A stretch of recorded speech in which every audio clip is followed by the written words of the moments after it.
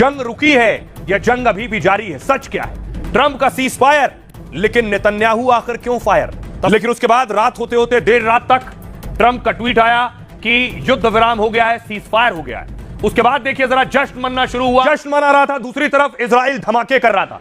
Israel ने cease fire नहीं माना लेबनान को लेकर। इजराइल ने लेबनान पर मिसाइल दाग, इजराइल मिसाइल दाग रहा था, लेकिन तेहरान में लोग सड़कों पर थे, झंडे लेकर अपनी जीत का जश्न मना रहे थे।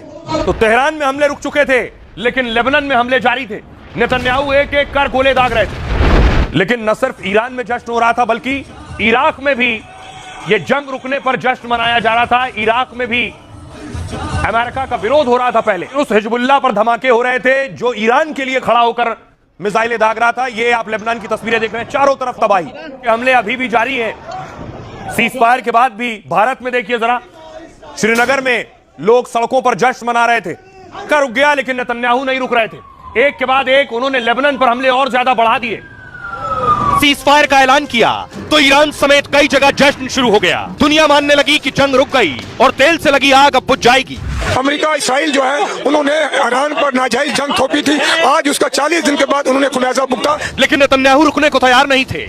ईरान के सहयोगी हिजबुल्लाह पर इजराइल ने बमों की बरसात कर दी और ऐलान कर दिया कि वो लेबनान पर हमले रोकेंगे नहीं। तो क्या नेतन्याहू ट्रंप के सीज फायर को भी नहीं मानते? युद्ध विराम के जिस समझौते पर अमेरिका और ईरान तक मान गए, उसे नेतन्याहू क्यों नहीं मान रहे? क्या नेतन्याहू की जिद फिर से जंग की आग को भड़काएगी और मिडिल ईस्ट में और बड़ी तबाही लाएगी? अब आइए आपको बताऊं कि अभी भी कैसे इजराइल लेबनान पर अटैक कर रहा है। लेबनान के शहरों का हाल देखिए जरा क्या हो गया है। शुरुआती लगभग 8 से 10 किलोमीटर के हिस्से पर कब्जा कर लिया है। ये वहां का टायर सिटी है, लेबनान का टायर सिटी का हाल देखिए। كذا غارة على مدينة صور كذا غارة على مدينة صور الله أكبر كمان بصور كمان ضربوها ونزلوها كذا غارة على مدينة صور كذا غارة على مدينة صور الله أكبر كمان بصور كمان ضربوها ونزلوها। अब सवाल यह है कि नेतन्याहू क्यों नहीं रुक रहे हैं? क्या वजह है?